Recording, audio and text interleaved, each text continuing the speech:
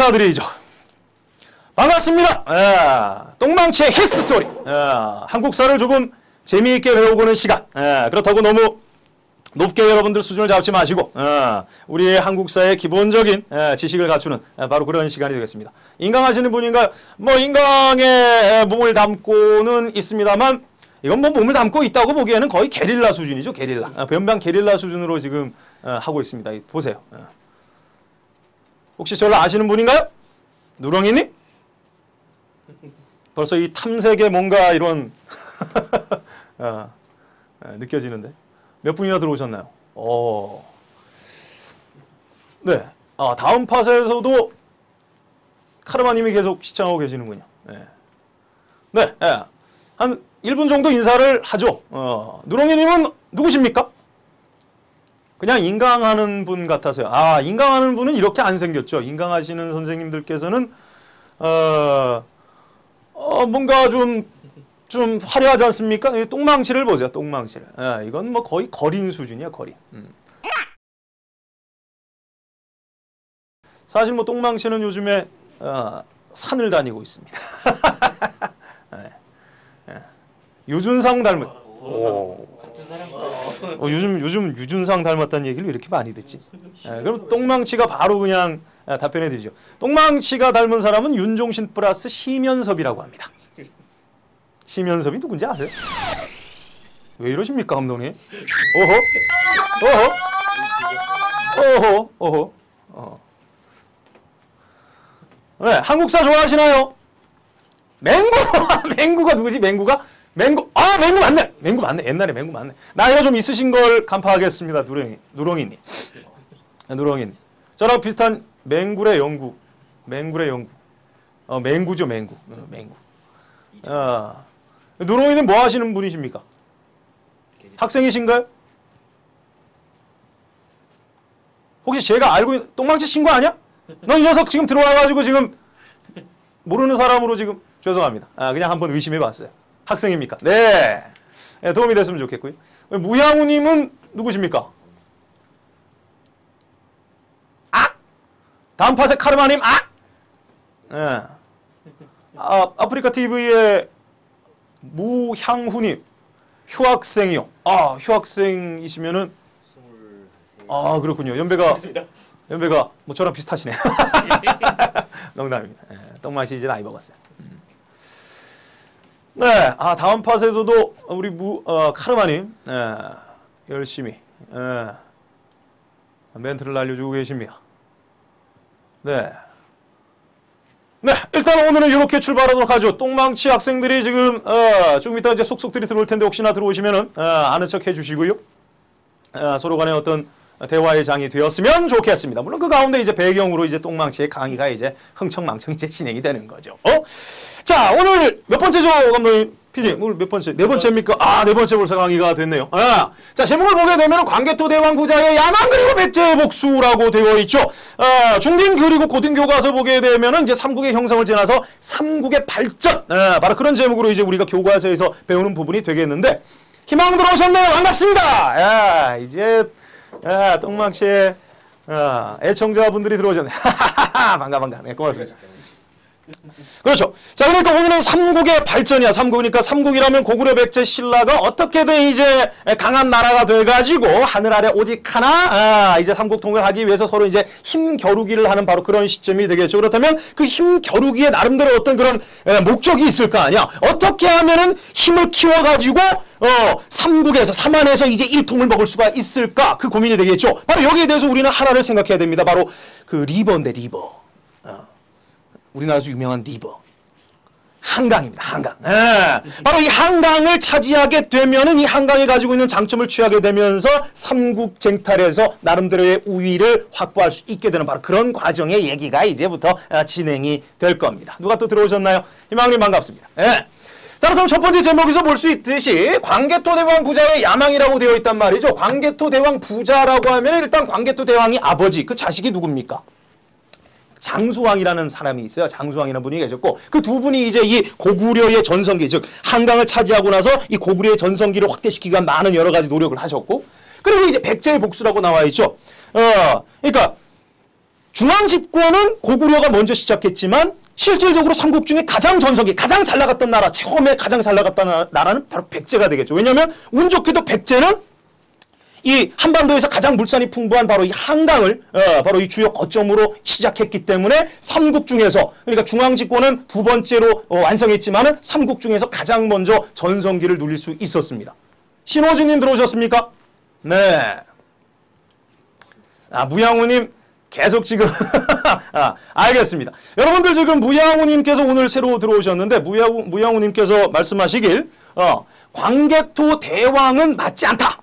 실제 이제 교과서에서 이제 광개토 대왕이라고 일반적으로 우리가 적고 있지만은 실제 역사문헌에는 바로 뭐라고 나와 있습니까? 이렇게, 이렇게 더 큰 왕이 됐지.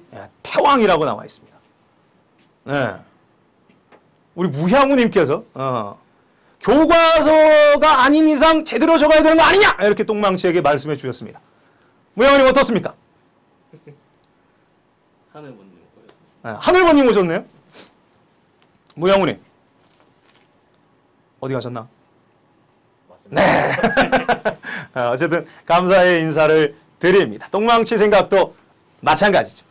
자, 이렇게 중간에 대화를 하다 보니까 이게 아프리카 TV의 이 문제점이 뭐냐면 이렇게 만나 뵙고 얘기하는 건 좋은데 그 재미에 끌리다 보니까 강의의 맥을 놓치죠. 방금 똥망치가 뭘 했죠? 태왕으로 바꿨어. 그 이전에 태왕 바꾸기 이전 뭐 했어요? 백제가 한강을 먹었어. 네? 백제가 한강을 먹었어. 무양우님 제가 무슨 얘기 하다가 무양우님에 대한 이거 참 이거 언제쯤 이게 회복돼? 어쨌든 다시 본론으로 돌아가서 어쨌거나 이제 삼국의 발전, 그 한강을 차지하기 위한 삼국의 쟁탈을 한번 똥망치와 함께 알아보겠습니다. 정리해 보도록 하죠. 자, 일단 이 한강이라는 것, 삼국의 전성기를 나타내는 이 한강이라는 것 누가 가지고 있었냐면요. 일단은 바로 이 4세기 때까지만 하더라도 바로 누구냐? 바로 백제가 가지고 있었죠. 백제가 바로 한강 땅 위례성에서 나라를 만들었지 않습니까? 온조대왕께서. 바로 이 4세기는 백제의 전성기가 되겠습니다. 이미 지난 시간에 우리가 했었죠. 물론 뭐 지난 시간 몰라도 상관없어요. 그러니까 4세기쯤이 이제 백제가 가장 잘 나갔던 시기. 근초고왕 때가 되겠지. 근초고왕 때는 요소 쌍둥 주스로 해가지고 해상 세력권 형성해가지고 삼국 중에서 백제가 가장 큰 방구를 꼈을 때 아니겠습니까? 자, 그렇다면 이 백제의 전성기는 바로 무엇으로 얘기할 수가 있느냐? 바로 백제가 운 좋게 무엇을 장악하고 있었기 때문이냐? 바로 한강을 장악하고 있었기 때문입니다. 그럼 여기서 상식적인 질문. 무양우님, 한강을 가지고 있으면 왜 전성기가 될까요? 그 당시에 한강이 가지고 있는 지리적인 장점이 있을 것 아닙니까? 그래서 삼국 고구려 백제 신라가 어떻게든 한강을 차지하려고 서로 싸운 거 아니겠어? 한강이 뭐가 좋나요? 뭐 유람선이 있어서 좋은가? 물자가 풍부하고. 정답! 그대로 적겠습니다. 무양우님의 멘트를 그대로 적죠. 한강의 장점이 있어요. 바로 뭐냐면 물자가 풍부하고. 그대로 적어야지. 야, 물자가 물 좀 주소. 이건 아니다. 괴물 포부. 뭐 많은 얘기 나오고 있어요. 자, 물자가 풍부하다는 것은 곧 무엇일까? 이게 바로 경제력이야, 경제력. 먹고 살 수가 있는 거지. 다른 지역보다 조금 풍요롭게 먹고 살 수가 있는 거죠. 따라서 많은 사람들이 욕심을 내겠지. 물산이 풍부하고. 이것은 뭐 교과서에서는 경제력이 뭐 풍부하다, 이렇쿵 저렇쿵 이렇게 나와 있습니다. 장성 좋네요. 망치 부인 생방 보러 가야죠. 이만 내일 배. 망치 부인이 누구예요? 여성인 것 같은데? 한강 르네상스 농정지학부. 네, 지금 뭐 무양우님께서 거의 뭐 엄청나게 지르고 있어. 똥망치가 할 필요가 없겠다. 물자가 풍부하고에 이제 플러스 무양우님께서 뭐라고 적으셨더라? 농경지학부. 그렇지. 물자가 풍부하다는 말에 들어가는 얘기가 되겠지. 그 당시에 물자라고 해서 가장 좋은 경제적 가치가 뭐겠어? 바로 식량 아니겠어? 쌀 아니겠어? 쌀. 그러니까 한강이 흐르고 주변에 평야가 형성되게 되면서 곡식을 많이 거둘 수 있게 되니까 물산이 풍부하고 사람들이 모일 수가 있는 거죠. 그렇죠. 자, 그리고 두 번째가 있습니다. 두 번째. 왜 한강이 좋아서 삼국이 서로 쟁탈을 벌였을까? 서로 차지하려고. 한강이 두 번째. 희망님, 2004 연관 있습니다. 연관 있어요. 또 한강이 왜 좋아서 삼국이 싸웠을까? 5초만 기다리겠습니다. 5초. 2000살 관계 있습니다.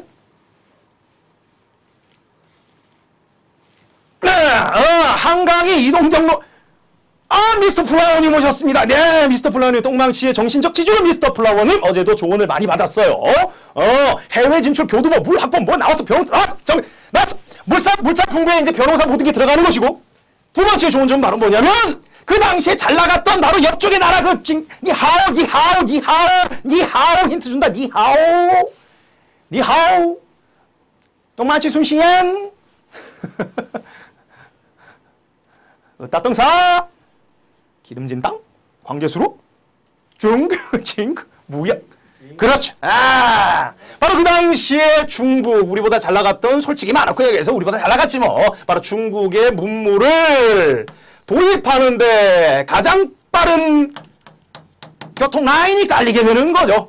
육지로 가는 것보다 배로 가는 것이 많은 양의 무역 관계라든지 물자 수송이 활발하니까 그 당시에 이제 당시 시대에는 이제 이 배로 운반하는 것이 가장 빠른 교통수단이었잖아. 그러니까 중국과의 교류에 유리해가지고 중국의 선진 문물을 빨리 받아들이면 그 선진 문물 중에는 뭐 군사력 강화에 여러 가지 어떤 스킬도 있겠죠. 그러면서 먼저 받아들이는 것이 곧 바로 뭡니까? 삼국쟁탈전에서 우위를 확보하는 방법이니까 어떻게든 한강을 확보하려고 한 겁니다. 아시겠습니까? 누렁이니 마오쩌둥. 아시겠죠? 네. 자, 얘기가 너무 많은 곳으로 흘러서 많이 빠져서. 그러니까 4세기 때 백제가 전성기를 맞이할 수 있었던 근초고항 때가 되겠죠. 바로 그 이유는요. 한강을 선점했기 때문이다라는 거 알아두시고 한강이 가지는 장점, 즉 한강을 확보해야지만 곧 바로 이것이 무엇으로 이어지게 되느냐. 삼국통일로 이어질 수 있는 하나의 그 키 열쇠가 되는 것이죠. 아시겠습니까? 네. 자, 그럼 이 한강을 이제 서로 차지하기 위해서 이제 일단 백제가 가지고 있으니까 이것을 이제 누가 노리게 되느냐? 바로 5세기 때 이제 고구려가 노리게 되는 거야. 자, 4세기 때 백제의 전성기 이제 시간이 지났습니다. 5세기가 되어서 물론 정확한 시간은 4세기 후반쯤부터 시작이 됐지만 바로 이 5세기 때는요. 바로 고구려가 백제로부터 한강을 빼앗게 되면서 바로 이때는 고구려가 전성기를 누리게 되는 거예요. 자, 그렇다면 이제 고구려 전성기 때 시절의 왕들의 업적을 이제 우리가 정리해야 되는 거야. 자, 두 분의 왕만 기억하면 돼. 많은 왕이 있지만 두 분의 왕. 자, 첫 번째 누구를 소개하느냐? 뭐 고구려 왕 하면은 이분밖에 거의 없죠. 제목에도 나와 있죠. 누굽니까? 그렇죠. 저분 누구십니까? 영어 못 읽겠어요. 영어 너무 길게 아이디 치면 똥망치가 못 알아먹습니다. 위들리? 광개토대왕 정답입니다. 광개토대왕이죠. 태왕이다! 모향우님? 광개토대왕, 광개토 태왕이 되는 거죠. 배용준, 예전에 그 드라마 이제 나오네요. 그리고 이제 그 아들이 있었으니 그 아들이 바로 누구냐? 바로 오래 사셨습니다. 오래 살아가지고 장수왕이야. 그렇지. 따라서 광개토대왕과 장수왕 이 두 분 고구려 전성기를 이끄신 두 양반이다. 일단 그렇게 기본적인 상식을 머릿속에 맞춰두고 이 양반들이 무슨 일을 했더라? 여기서 한 몇 가지 정도를 우리가 이제 붙여서 가지치기를 하면 되는 거죠. 자, 5세기 고구려 전성기를 이끌었던 광개토대왕과 장수왕의 업적 한번 들어가 보도록 하겠습니다. 자, 광개토대왕부터 한번 들어가 보죠. 4세기 후반부터 5세기 초반까지 실질적으로 전성기의 그 기초를 다지신 분이 되겠지. 광개토대왕의 업적 뭐가 있을까? 첫 번째, 이름에서 느껴지죠. 뭐가 느껴집니까? 입 다물고 있어야지. 나 무식한 거 탄로날 듯? 정신적 지주 미스터 플라워님 왜 그러십니까? 어제도 똥망치가 많은 조언을 받았습니다. 사실 그래서 오늘 강의가 좀 괜찮네요. 영토겠죠. 정답. 자, 광개토 한자 우리 그 봉PD님 광자 무슨 광자일까요? 빛광. 빛광. 빛광 좋았어요. 개자는 무슨 개자일까요? 넓을게. 넓을게. 뭐나 토는 무슨 네, 저희가 이 상황입니다 지금. 이 상황에서 지금 똥망치가 하고 있는 빛광. 자, 광개토란 말은 바로 무엇일까? 넓을 광. 그렇죠. 넓게 땅을 열었다. 부동산 확보. 부동산. 그렇죠. 마구마구 지금 올라오고 있습니다. 미칠 광. 그렇죠. 거의 뭐 그 당시에 뭐 우리가 못 봤지만 지금 거의 드라마에 나오는 그 광개토대왕의 모습은 약간 반쯤 미치신 분 같아요. 사실상 맞아요. 왜냐? 너무 무게를 잡잖아. 어느 분이 연기하시는지 모르지만 거의 밑에 거기 몸에 시커먼 거 이거 마스카라 칠해가지고 이러고만 있잖아. 이러고만. 조금 더 무양우님 검색하셨습니까? 네. 정확한 명칭에 대해서 우리 무양우님께서 올려주고 계십니다. 똥망치의 이제 애청자가 되실 것 같은 느낌이 옵니다. 네. 아니요. 애청자가 아니라고요? 시간 텀이겠죠? 내었다고요. 알고 있었다고요. 그렇다고요? 자, 그럼 광개토대왕의 첫 번째 업적은 벌써 여기서 나와 있지 않습니까? 영토확장. 그렇다면 그 첫 번째 영토확장의 시작이 바로 어디였을까? 북쪽이었을까? 남쪽이었을까요? 남쪽부터 공략합니다. 왕이 오르자마자 바로 말은 뭡니까? 그렇죠. 삼국 중에서 우위를 확보하기 위해서는 한강을 먼저 먹어야 해. 그래가지고 바로 백제를 공격해. 백제를 공격하죠. 백제부터 공격합니다. 백제를 공격해가지고 어디를 집어삼키느냐? 바로 중국 진출의 교두보이면서 실질적으로 강남 땅보다 그 당시에 경제력이 높았던 바로 강북 지역을 확보하게 되는 거죠. 한강 이북 지역을 장악하게 된다. 야, 이거 너무 옆으로 가게 되면은 나중에 지워야 되는 사태가 벌어지. 요것이 바로 첫 번째 이제 이 광개토대왕의 여러분들, 광개토대왕이 이제 한 일이다라고 보시면 되겠어요. 자, 그리고 두 번째, 백제를 공략해가지고 이제 한강 이북을 장악했다. 여기서 한강 이북이 어딘지 모르시는 분 안 계시죠? 강이 이렇게 흐르잖아. 이게 바로 한강 리버야, 한강 리버. 여기가 강남이고 여기가 강북 아니겠어요? 그러니까 한강을 사이에 두고 이제 백제와 대치하게 되는 거지. 아시겠죠? 다들 한강을 차지하면 힘이 생긴다는 걸 알아. 유형, 유형, 도와줘서 고마운데, 고맙습니다. 한 번쯤 이렇게, 환기를 시켜주셔서. 우리, 유형님 아주. 티나. 너무 티나. 너무 티나. 학생인 척 하지 마세요. 자, 여러분들, 공개합니다. 미스터 플라워님은 똥망치의 정신적 지주이면서 똥망치가 이 강의를 하기 이전부터 알고 지냈던 똥망치보다 훨씬 이제 슬슬 약간 똥망치처럼 이제 머리가 이런 얘기하면 큰일 나는구나.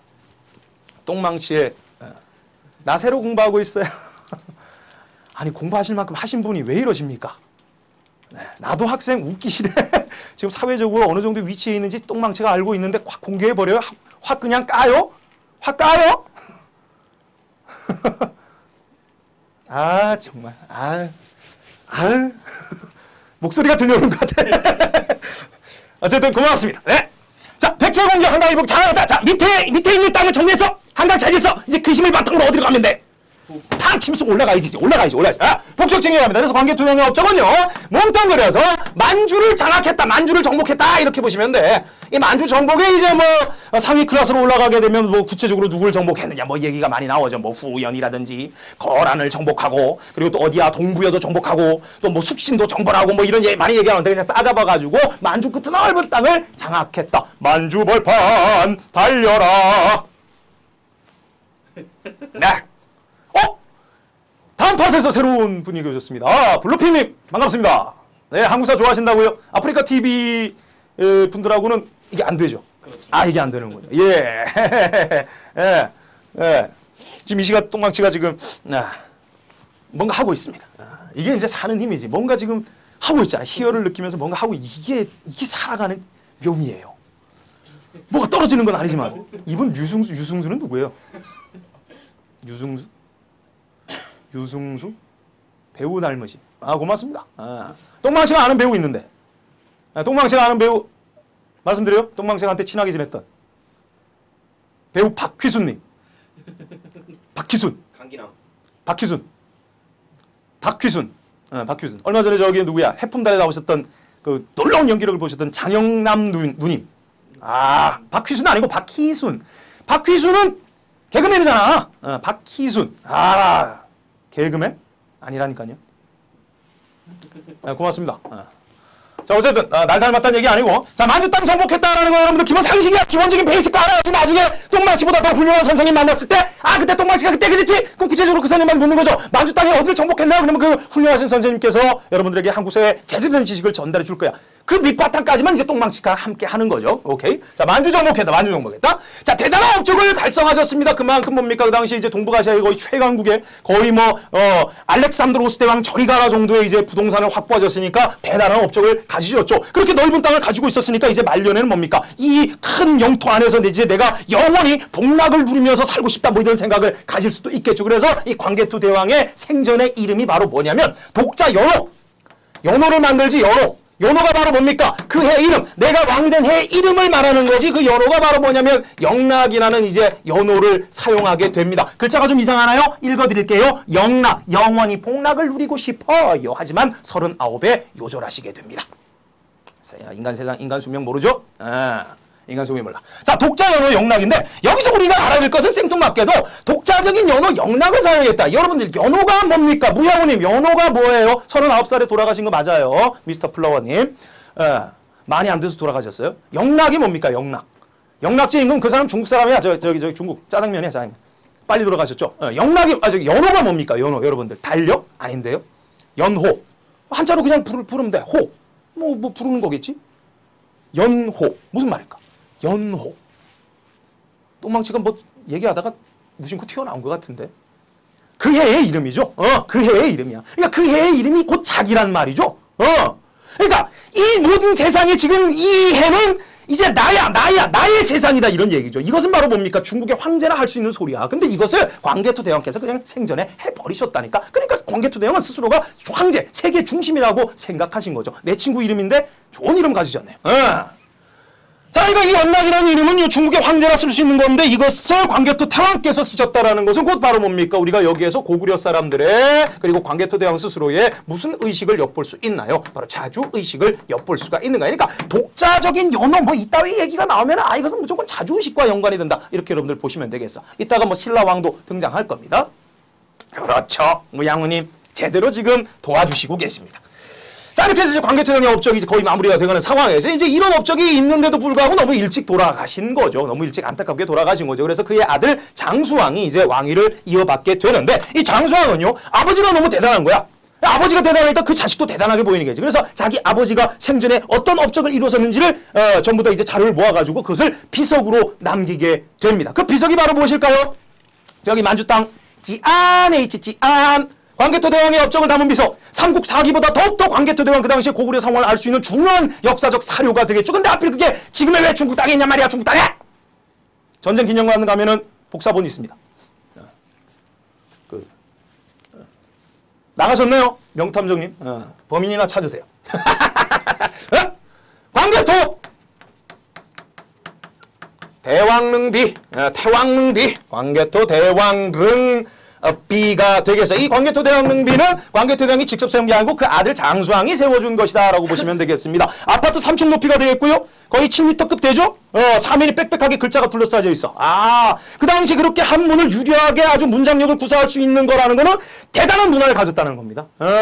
그런 규모의 비석을 세우고 거기다 그런 웅장한 형태의 글씨를 새길 수 있다는 것은요. 대단한 문화의 능력을 과시하고 있는 것이죠. 고구려가 절대 만만한 나라가 아닌 겁니다. 그렇게 크냐고요? 그럼 크죠. 큽니다. 자, 이렇게 해가지고 우리는 광개토 대왕의 업적을 한번 정리를 해봤습니다. 여러분들 기억을 해주시고요. 짝대기 몇 개급 있냐? 하나당 20%짜리니까 하나당 20%짜리니까 3개짜리 60% 비중으로 광개토 대왕의 업적 알아두시기 바랍니다. 5세기 고리의 전성기를 여신 분이야. 자, 이제 그의 아들 장수왕이 왔어. 장수왕이. 자, 장수왕의 업적을 한번 빠르게 정리해보도록 하죠. 너무 시간이 많이 지난 것 같아. 우리도 집에 가야 될 거 아니겠습니까? 우리 봉 감독님께서는 벌써 눈이 시뻘게 지셨네. 눈이 시뻘게. 어제 뭐 하셨어요? 어제 뭐 하셨어요? 디아3 나온다. 디아3 나온다고? 디아블로 3가 나와가지고 그냥 밤새 그냥 여러분들 어떠셨습니다? 디아블로 3가 나왔다는데 여러분들은 지금 뭐 하고 계신 겁니까? 디아블로 3가 나왔다는데. 저도 샀어요. 그러시군요. 대단하지 않습니까? 12년 만에 나왔다면서요? 이제 얼마나 이제 이 한국 청소년들의 주머니를 긁어 갈려나. 나는 카트라이더가 최고네요. 카트라이더가 뭡니까? 아니 이거 6, 7년 전에 어느 밤부터 지옥문 거의 뭐 모든 이제 일상생활을 접으셔야죠. 무양훈이. 네, 무양훈이 이제 모든 홈플러스 줄 쓰셨겠네요, 감독이. 네. 둘리주사 주사를 부려요, 둘리가? 나가셨어요. 둘리도 이제 나이가 많지. 자, 이런 쓸데없는 얘기. 지워버리고. 다시 넘어가겠습니다. 자, 그럼 그의 아들 장수왕은 도대체 어떤 업적이 있을까? 역시나 아버지의 업적을 이어받아서 정복 활동하면서 이제 고구려의 전성기를 이끈 분이 되겠어요. 장수왕의 업적은 바로 뭐냐면, 요거 얘기해야 돼. 평양성 천도, 뭐 다른 업적도 있지만은요. 수도를 옮겼어. 나라에서 수도를 옮긴다는 것은 대단한 일이죠. 그런데 평양성으로 옮겼다. 그럼 그 이전에 고구려의 수도는 어디였습니까? 광개토 대왕까지만 하더라도 바로 국내성에서 살고 있었지. 그리고 고구려의 처음 시장은 졸본성이었죠. 그러니까 고구려 졸본성이야, 본성. 그러니까 졸본성에서 유리왕 때 국내성으로 그리고 광개토 대왕까지 거기서 쓰다가 이제는 거의 이제 거의 재개발해야 되는 그런 수준이었나? 그래가지고 이제 국내성에서 장수왕이 평양성으로 이제 수도를 다시 옮기게 되는데 여기에 대해서 묻는 문제가 나오죠. 장수왕이 왜 평양성으로 천도했느냐. 여러 가지 뭐 학설들이 많이 제기되는데. 예. 그렇죠. 무양우님 제대로 정리하고 계십니다. 자, 왜 평양성으로 천도했을까? 그것을 묻는 거지. 자, 장수왕이 왜 평양성으로 아버지가 살던 국내성에서 평양성으로 천도를 했을까? 집을 옮겼을까? 이사를 했을까? 이유가 무엇일까? 지금의 북한 평양이 아니어서 당연하죠. 논란이 많습니다. 소리가 안 들려서 I will be back. 알겠습니다. 다시 돌아오세요. 자, 그 이유는 첫 번째가 바로 뭐냐면요. 왕권 강화입니다. 왕권 강화. 왜 수도를 옮겼느냐? 왕권 강화. 이것을 똥망치가 이제 현장에서 강의를 하면은 요런 얘기를 많이 쓰죠. 신신의 작전이라고. 신신의. 세상은 요지경. 한때 이 세상은 요지경이라는 풍자 노래로 세상을 떠들썩게 했던 신신의 작전. 신신의 작전. 이게 바로 뭐냐면 바로 왕권 강화가 되겠어요. 왜 왕권 강화냐? 장수왕이 비록 왕이 됐지만은요, 바로 광개토 대왕이 머물던, 아버지가 머물던 이 국내성에서는 아직까지 아버지의 흔적이 남아있는 거죠. 그 아버지와 함께 굴러먹던 삼촌들, 신하들이 있는 거야. 그럼 그 쟁쟁한 삼촌들 밑에서 이 햇병아리 장수왕이 뭐라고 입도 뻥끗 할 수 있겠습니까? 아니죠. 그리고 어떻게든 아버지 그늘에서 벗어나고 국내성에서 기반을 잡고 있던 왕권을 위협할 수 있는 막강한 귀족 세력으로부터 멀어지기 위해서 바로 그들을 확실하게 그냥 지방의 촌땡이들로 그냥 만들어버리고 바로 뭡니까? 자신을 믿고 따르는 새로운 신하들과 함께 새로운 세상을 만들기 위해서 바로 평양성으로 천도했다. 즉 평양성 천도의 첫 번째 목적은 왕권 강화다. 이렇게 우리가 정리를 하는 것이고, 그리고 두 번째 목적이 하나 더 있습니다. 이것은 뭐 결과론이 되겠는데, 두 번째는 바로 뭐냐면 바로 잘 나오는 거 남진 정책. 이거 신신에 이어서 또 남진 나왔다. 남진. 저 푸른 차원. 자, 이게 남건 정책처럼 보이나요? 남진 정책처럼 보이나? 똥망치가 이제 밤이 되다 보니까 남진이야. 남진. 남진이 뭐야? 남진. 남쪽으로 내려가는 정책이라는 얘기죠. 그러니까 위치상을 봤을 때 국내성에서 평양성은요, 남쪽으로 내려온 겁니다. 왜 남쪽으로 내려왔을까? 좀 더 백제와 신라와 가까운 곳으로 내려오게 되면서 백제와 신라의 영토를 탐하는 것이 되겠죠. 한마디로 뭡니까? 남쪽으로 진격하겠다 이거야. 즉 아버지가 하지 못했던 한강 이북만 광개토 대왕이 집어삼켰죠. 즉 한강 이남 남쪽 지역마저 그냥 내가 집어삼켜버리겠다. 바로 이러한 야망을 우리가 볼 수 있는 겁니다. 따라서 여러분들 장수왕의 평양성 천도의 어떤 의미를 묻는 문제가 있을 경우엔 이 두 가지를 머릿속에 떠올려 주시면 되겠어. 아주 기초적인 겁니다. 기억을 부탁드려요. 네. 자, 그렇다면 이제 이것 이외의 장수왕이 없죠. 자, 평양성으로 천도했다. 남진 정책한다. 그럼 바로 뭐겠습니까? 남쪽으로 진격한다는 것이지. 바로 뭡니까? 백제 또 공격합니다. 백제를 공격해가지고요. 결국 승리를 하게 되죠. 그래가지고 아예 한강 전체, 한강 유역 전체를 그냥 집어삼켜. 장악을 해버리고, 이 한강 유역 장악 과정에서 이제 벌어진 백제와의 전쟁에서 백제의 그 당시 왕이었던 아주 괴롭게 돌아가신 왕이 있죠. 바로 계로왕을 죽여버립니다. 바로 이 싸움에서 이제 백제의 계로왕이 죽어버리지. 그리고 백제의 성이었던 위례성이 그냥 바로 그냥 폭삭 주저앉게 되지 않습니까? 그것은 이따가 백제에서 다시 한번 얘기하도록 하고. 자, 백제를 공격해서 한강 유역을 장악했다. 그러니까 아버지가 하지 못했던 거 자기가 했다 이거죠. 자랑스럽지. 특히나 장수왕은 아버지에게 이 걸출한 비석까지도 만들어줬잖아. 근데 이 장수왕은요, 자기를 위해서 또 비석을 세우게 됩니다. 자, 그 비석이 바로 무엇이냐? 얼마 전까지 발굴 전까지만 해도 동네 안하게 빨래판의 역할을 했던, 그래서 글자가 많이 마모됐죠? 바로 충주 고구려비 해도 되고, 중원 고구려비라고 하죠. 알고 계셨습니까? 중원 고구려비. 자, 이 중원 고구려비는 바로 장수왕의 업적이 담긴 것이다 라고 보시면 되겠고, 이 중원 고구려비를 살펴보게 되면 그 위치적 특징과 함께 그 당시에 이제 장수왕 시절에 이 고구려 땅이 어디까지였다라는 것이, 남쪽에 어디까지였다는 것이 이제 나오게 되는 거지. 중원 고구려비를 보게 되면요, 그 당시에 이제 전성기 때 고구려 영토가 남쪽으로 어디서부터냐? 아산만. 우리가 한반도에서 콕 꺾어지는 부분이 있죠? 아산만에서 그 꽃게로 유명하나? 대게로 유명하나요? 이제는 울진이 더 유명하나? 영덕이지, 영덕. 바로 영덕까지 이어지는 지역. 그러니까 대단한 넓은 영토를 보여주게 되는 거죠. 중원 고구려비. 그렇습니다. 자, 이렇게 해가지고 이제 고구려 전성기, 5세기 때 고구려 전성을 이끌었던 광개토 대왕과 장수왕의 업적을 알아봤는데요. 장수왕의 업적이 조금 더 중요합니다. 여러분들 기억을 해주시고, 짝대기 몇 개짜리, 역시나 3개짜리지만 비중은 장수왕에서 잘 나와. 실질적으로 이 장수왕 시절의 지도가 아주 잘 나옵니다. 자, 일단은 여러분들 광개토 대왕의 비석, 광개토 대왕릉비와 장수왕의 비석인 중원 고구려비를 한번 살펴보도록 하죠. 다음 팟 시청하고 계십니까? 네. 다음 팟은 아쉽게도 이 사진이 제공되지 않습니다. 자, 우리 오늘 처음 지금 컨트롤을 맡고 계신 우리의 중대장님. 네, 이것이 이제 장수왕 시절의 이제 비석이다. 글자가 많이 마모됐죠? 바로 아산만에서 영도까지 고구려 영토였다라는 것을 우리가 확인할 수 있는 사료가 되겠고요. 광개토 대왕릉비 보여주세요. 보십니까? 역시나 이 사진은 우리 네이버 사전께서 제공해주고 계십니다. 문제가 있으면 내리겠습니다. 하지만 뭐 무료인데 뭐 보고 계시죠? 이게 높이가 상당하단 말이에요. 어떻게 보면 뭐 사람 키 정도 되는 것처럼 보이십니까? 대단합니다. 이게. 아파트 3층 높이야, 3층 높이. 아쉽게도 중국에 있습니다. 지안이라는 곳을 찾아가 주세요. 그렇죠. 7m에 거의 육박하죠. 자, 다시 돌아와서.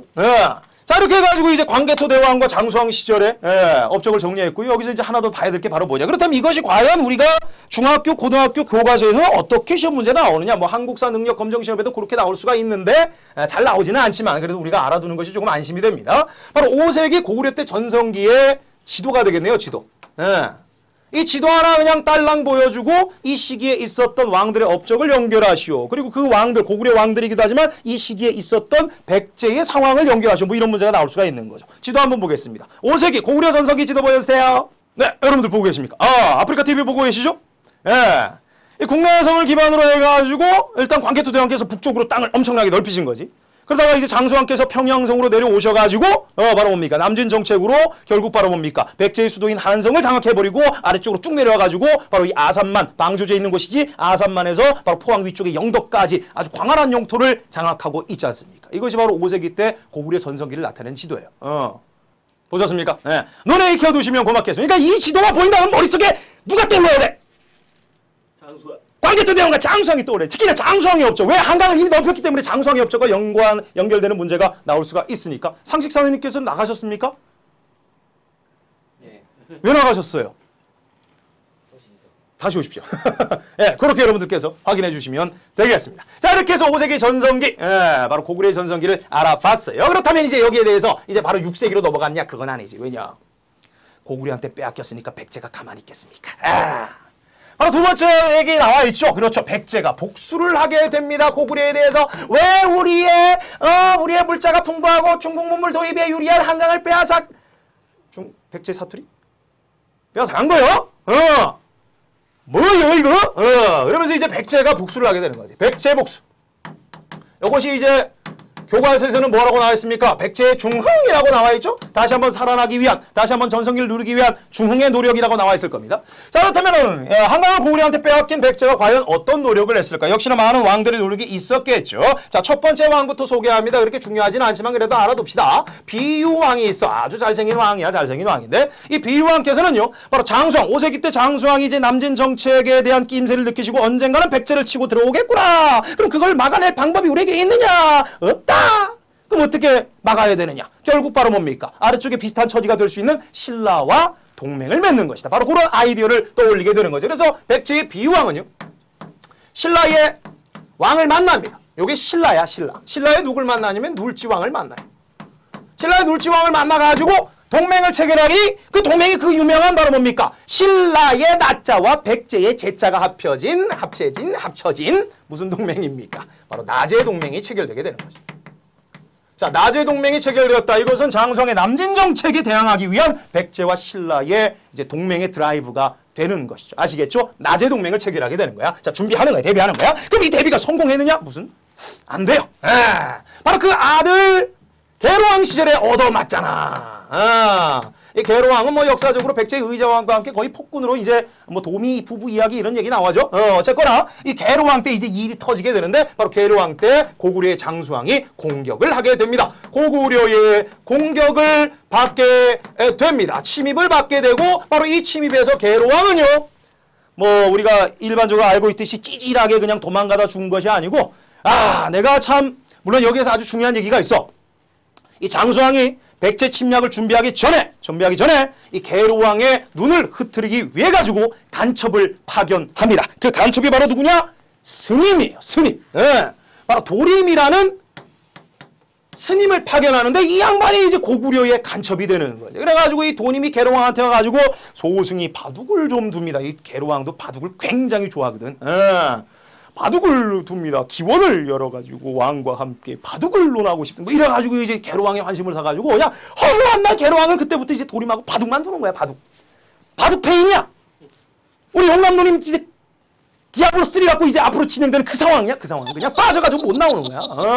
그러다 보니까 이 도림이 읊은 여러 가지 얘기를 그냥 게르왕은 그냥 철석처럼 믿게 되고, 그때부터 도림은요 이 게르왕을 괴롭히기 시작합니다. 게르왕을 괴롭히기 시작해. 어떻게 괴롭히냐? 말도 안 되게 궁궐이 낡았느니 리모델링 해야 된다느니 백성들 데려다가 일 시켜야 된다더니 지금 왕권을 좀 더 사람 세상 만방에 좀 알려야 된다는 이러면서 무리한 여러 가지 토목공사, 오늘날 우리 대한민국의 발목을 잡고 있는 이 무리한 토목공사, 바로 그것을 하게 하는 거죠. 이 토목공사라는 것이 엄청나게 많은 비용이 듭니다. 그때부터 바로 뭡니까? 백제의 창고가 비게 되는 거예요. 백제의 창고가 비게 되고, 백성들 데려다가 일시키니까 백성들 싫어하고, 게르왕 싫어하고, 백제를 떠나버리고, 한마디로 뭡니까? 백제는 거의 붕괴 직전이 되어버린 거죠. 바로 그 타이밍에서 도림 바로 백제를 빠져나와가지고 장수왕한테 가가지고 이제 침략할 때가 되었다! 바로 그때 장수왕은 오케이! 하고 바로 뭡니까? 내려온 거죠. 막을 수가 없는 거죠. 그래서 게르왕이 마지막 탄식을 합니다. 내가 간사한 자한테 속았구나! 나는 마땅히 여기서 죽어야 된다! 그래가지고 장렬히 바로 이 장수왕의 군대를 맞아가지고 바로 위례성에서 전사합니다. 전사. 그래서 이제 사망하게 되는 거지. 돌아가시게 된 거지. 자, 그래서 이제 그의 아들 이제 문주왕이 나타나. 이 문주왕은요, 게르왕이 이제 아들 한번 살려보고자 이제 신라에 보냈어요. 그래서 문주왕이 아버지 살리겠다고 신라에 가가지고 동맹 맺은 관계 아니야. 그래가지고 군대 1만을 끌고 오는데 이미 게르왕은 전사되고 위례성은 고구려한테 넘어가 버리고, 한강 유역도 그냥 고구려한테 넘어가 버리게 된 거지. 자, 그래서 문주왕은 어쩔 수 없이 바로 뭡니까? 새로운 수도를 만들어야 됩니다. 어디로 도망갔을까요? 지금의 공주. 바로 무슨 성이냐? 웅진성입니다. 바로 웅진성으로 문주왕은 천도를 하게 됩니다. 하지만 이것이 하고 싶은 천도야?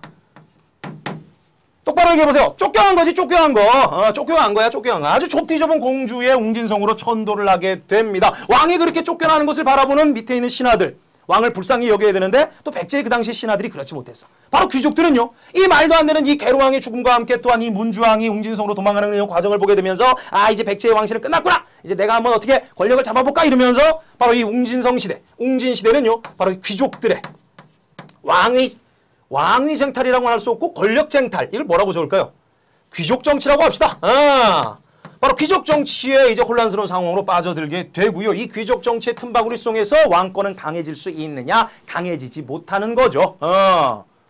그래서 결국 이 문주왕은요, 신하에 의해서 목숨을 잃게 되는 그런 비극을 또 겪게 됩니다. 안타까운 일이죠. 자, 그리고 그 다음 이제 왕에서 그 다음 근데 그 다음 왕부터는 이제 노란색으로 적어야 돼. 이거 화면을 여러분들 보고 계십니까? 왜 그러세요? 빠마 어디까지 했죠? 똥망치가? 가끔 이런 얘기를 들을 때마다 머릿속이 하얘지는 것 같아요. 자, 그 다음부터 이제 등장하는 왕 때부터 이제 조금 정신을 차리게 되는데, 바로 무슨 왕이 등장하느냐? 동성왕이라는 분이 이제 백제의 복수를 위해서 등장하십니다. 동성왕. 동성왕이라는 분이 등장하세요. 자, 이 동성왕이라는 분은 과연 어떤 역할을 하셨느냐? 이 동성왕 때부터 이제 백제가 조금씩 몸을 추스리기 시작하는 거죠. 이 동성왕의 업적은요, 계속된 이 고구려의 이제 복수를 계획하기 위해 가지고 일단 힘을 쌓아야 되는 거지. 그 힘을 쌓기 위해서는 바로 뭡니까? 신라와의 계속된 아주 끈끈한 동맹관계를 유지하는 것이 필요하다 그래가지고 이 동성왕은요, 그때부터 슬금슬금 약발이 떨어지기 시작했던 바로 나제의 동맹을 강화시키기 위해 가지고 바로 혼인동맹이라는 것을 체결하게 됩니다. 이 혼인동맹의 목적은 이제 신라와 이제 신라의 귀족들과 이제 스스로가 혼인하게 되면서 바로 이 기존에 있었던 나제의 동맹을 강화하기 위한 나름대로의 자구챙기라고 우리가 볼 수 있는 것이죠. 이제 동성왕 때부터 이제 중흥의 노력이 시작되었다. 이렇게 여러분들 보시면 되겠어요. 하지만 이 동성왕도요, 바로 이 중흥 노력과 함께 결국 이 귀족 정치에 또 휘말려가지고 또 목숨을 잃게 됩니다. 신하들 손에. 자, 그 다음 이제 등장하는 분이 바로 누구냐? 바로 무령왕이 되겠어요. 이 무령왕은 동성왕의 이제 배다른 형이라는 얘기가 있지요. 자, 그렇다면 이 동성왕 다음에 왕위를 계승한 이 무령왕께서는 도대체 어떤 노력을 하셨을까? 우리가 보통 백제의 왕 하면 무령왕 흔하잖아. 왜냐? 무령왕. 무덤이 남아있지 않습니까? 바로 무령왕릉이라고. 바로 중국 스타일의 무덤이 남아있는데. 자, 그렇다면 이 무령왕은 과연 어떠한 노력, 백제를 다시 한번 일으키기 위한 어떤 노력을 하셨을까? 첫 번째가 바로 뭐냐면, 지방의 왕의 명령을 확실하게 전달하기 위해서 약간의 봉건제 스타일의 그 지방행정 개혁이 되겠죠. 바로 22개의 담로. 우리가 외운 적이 있었죠. 다시 한번 언급해 볼까요? 노래 기억나십니까? 백제의 정치제도 기억나시나요? 기억 안 나시죠 또? 10여 등급 어부 지방 욕살 제가 회의 대대로 요건 고구려 거고 백제 거 뭐였습니까? 이런 감독님들 왜 이러십니까? 백제 거 뭐였어요? 16등급 어부 어방 돌돌담도 여기잖아. 죄송하십니다. 죄송합니다. 바로 나가셨어요. 죄송합니다. 이거 욕설 방송이 아닌데, 화내는 방송이 아닌데 들어오셨다가 바로 나가셨네. 아니네. 그 이전에 또 들어오셨다가 나가시고 들어오셨다가 나가시고. 네. 자, 돌돌남로 만들어가지고 여기다 누굴 파견하느냐? 왕족을 파견하는 거죠. 왕족. 피를 나눈 왕족을 파견하는 거야. 파견이라고 적을까? 파견.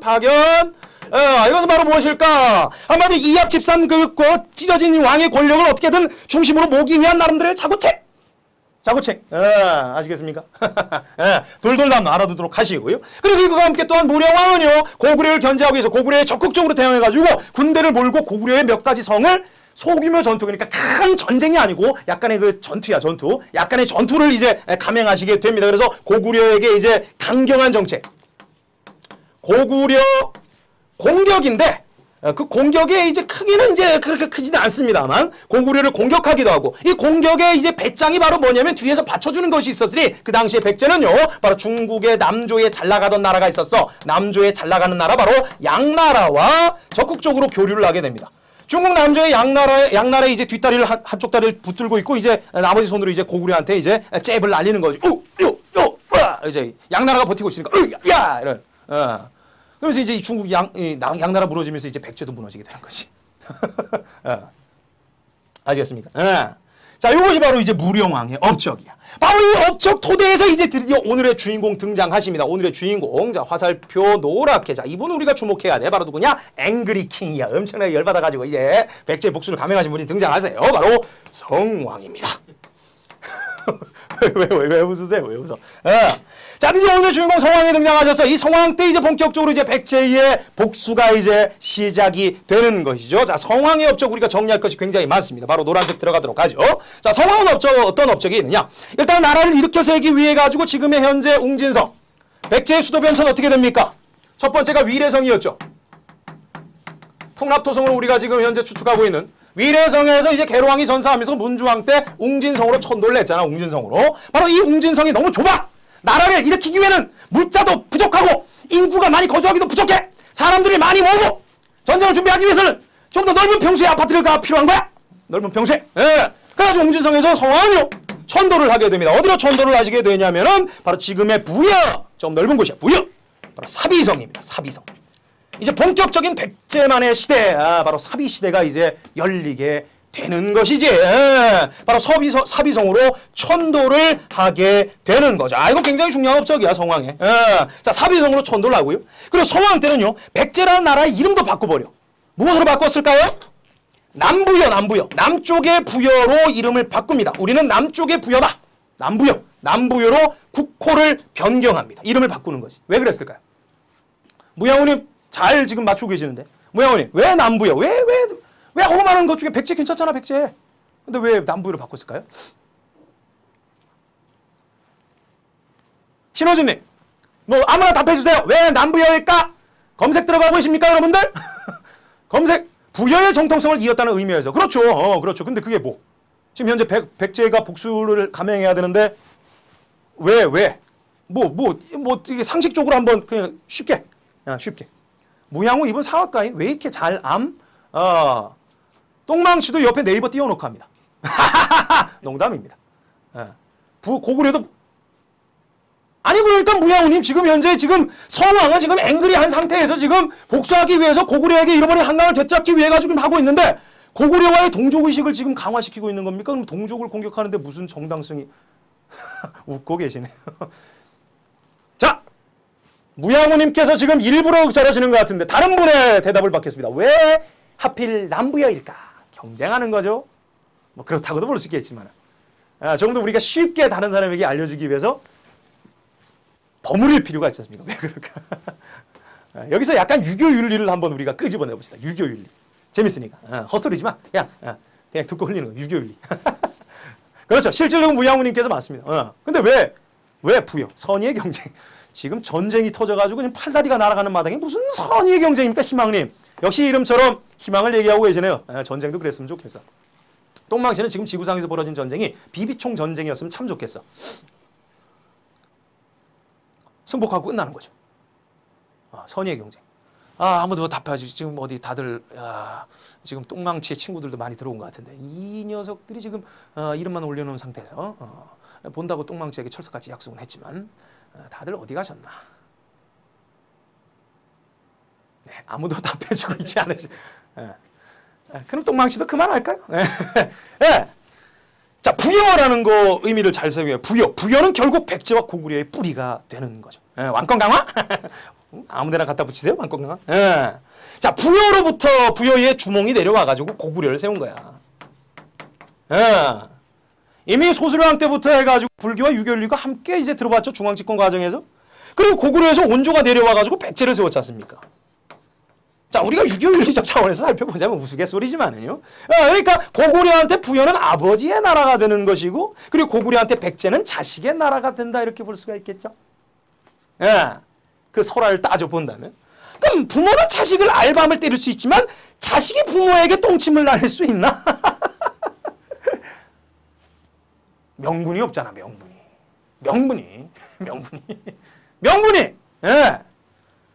백제라는 이름을 가지고는 그냥 소라적으로 봤을 때 그동안에 뭐 역사 기록인데 뭐 문자로 남겨지나 않겠지만 사람들 뇌리 속에 고구려와 뿌리를 같이 한다라고 봤을 때 백제는 자식의 나라로서 고구려를 과연 피 터지게 공격할 수 있을까? 그냥 명분론입니다. 명분. 그래서 백제는 바로 뭡니까? 부여의 정토 중간에 고구려 빼버리고 이건 버린 자식이야. 빼버리고 그냥 부여의 치타, 부여의 직속. 한마디로 부여가 남쪽에서 다시 한번 부활했다 그래가지고 남부여라는 호칭을 쓰게 되면 이때부터는 바로 뭡니까? 백제가 이제는 뭐가 되는 거야? 아버지의 나라가 되는 거지. 아버지가 정신없이 설치는 미친 아들을 제압할 수 있는 거죠. 명분론이 아니었을까? 똥망치는 경주 최씨 충렬공파로서 명분 타령. 그렇죠. 자, 명분이라는 거 참. 자, 아시겠죠? 어쨌거나 그 의미를 볼 수가 있겠습니다. 즉 전쟁 준비, 전쟁 대비에 누구?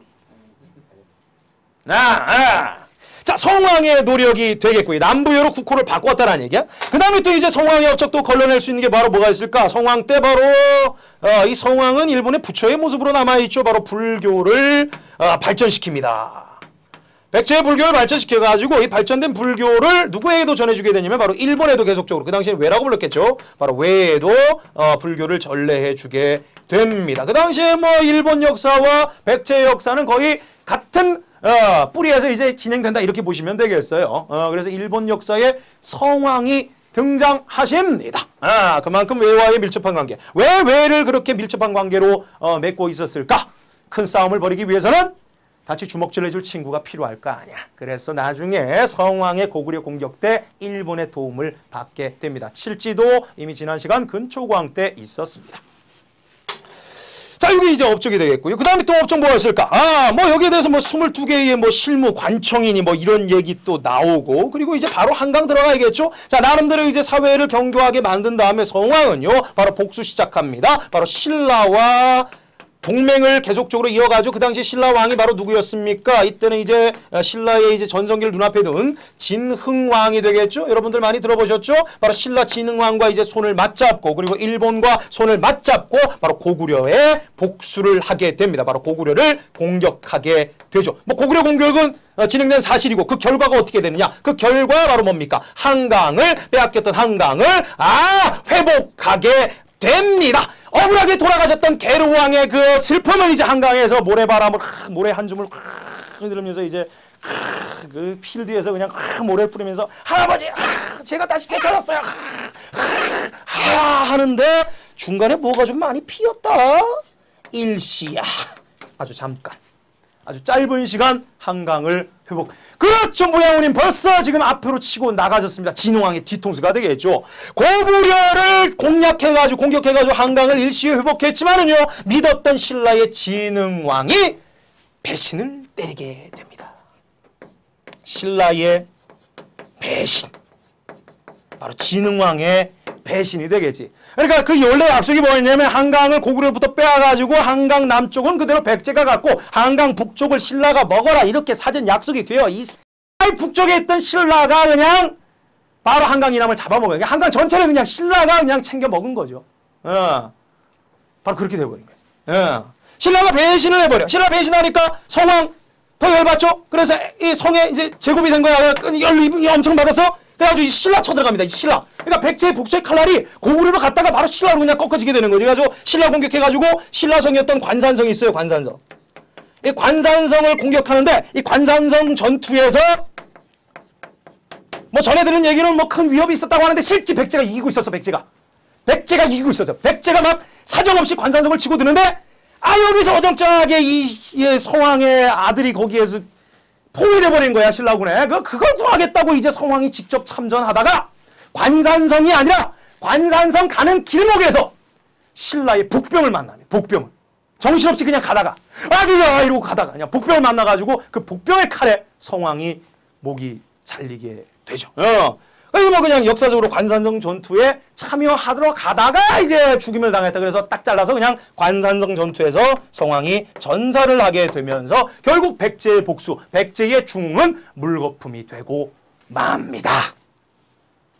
그래서 이제 전성기는 5세기 고구려 전성기 지나서 이제 6세기 바로 신라의 전성기. 이제 신라가 한강을 먹었으니까 신라의 전성기로 이어지게 되는 것이죠. 자, 짝대기 그토록 합시다. 다시 백제로 돌아와서. 자, 백제에서 우리가 짝대기를 그어야 될 건 바로 뭐냐? 뭐 수도변천은 뭐 상식이고 위례, 웅진, 사비 뭐 이렇게 연결할 수가 있는 것이고 중요한 것은 바로 무엇입니까? 동성왕 때부터 이제 꼭지를 따기 시작해가지고 성왕 때 이르러가지고 이제 본격적인 복수 혈전이 시작이 되었다 이렇게 보시면 되겠죠. 그러니까 성왕의 업적에 우리가 조금 더 주목을 해야 되는 거야. 성왕의 업적에. 성왕의 업적에. 짝대기 몇 개짜리냐? 하나, 둘, 세 개짜리가 되겠고요. 또 하나 우리가 주목해야 될 것이 바로 뭐냐면 위에 있었던 비유왕 시절에 있었던 나제 동맹이 되겠습니다. 자, 이 나제 동맹은요. 생뚱맞게 5세기 고구려 전성기 지도와 함께 잘 나옵니다. 자, 고구려 5세기 전성기 지도 따단 보여줍니다. 그럼 거기에서 우리는 어떤 왕 떠올라요? 보여주세요. 어떤 왕 떠올라요? 장수왕이 떠오르지, 장수왕. 그럼 이 시기에 있었던 백제의 사왕을 연결하신 뭐 이런 문제. 그럼 장수왕의 업적만 우리가 정리하다가 백제가 어떻게 황당하죠. 그럼 여러분들 뭐가 생각납니까? 고구려 장수왕이 남진 정책했으니까 이 당시에 백제는 바로 뭡니까? 나제 동맹으로 그것을 막아내려고 한 거 아니야? 그럼 나제 동맹하면 바로 뭡니까? 비유왕이 떠올라야지. 아시겠죠? 우왕님 퇴장하셨습니다. 아시겠습니까? 네.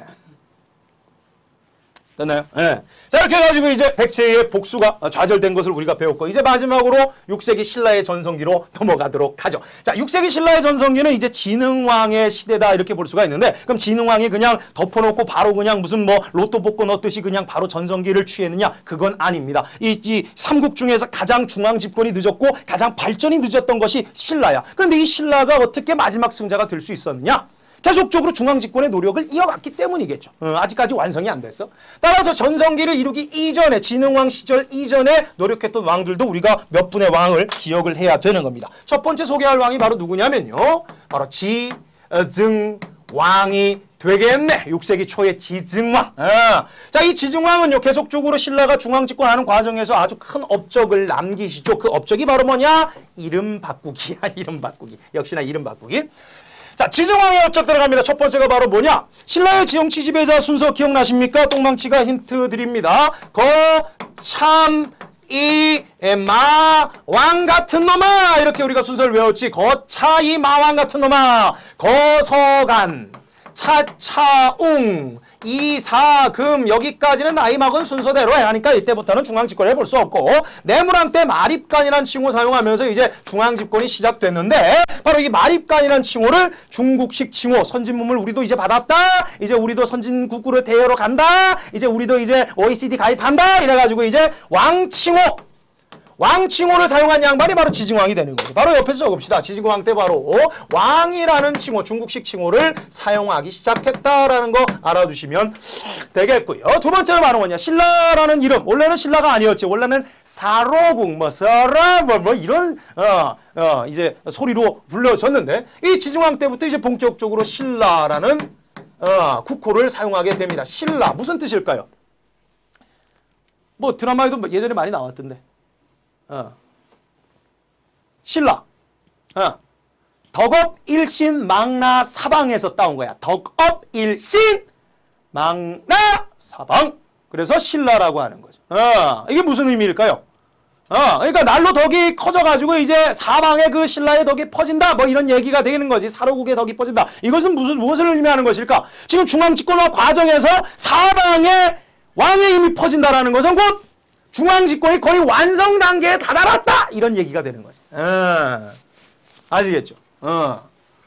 그만큼 이 지중왕의 그 가열찬 노력이 있었다. 이렇게 여러분들 보시면 되겠어요. 신라라는 이름으로 바꿔 신라라는 국호를 사용하게 되고요. 그리고 또 하나 지중왕의 업적에서 독도 우리 땅 하면 나오잖아. 이사부 장군 보내가지고 그 당시에 울릉도와 함께 부속섬 독도를 취하게 됩니다. 바로 우산국. 그 당시에는 우산처럼 생겼나?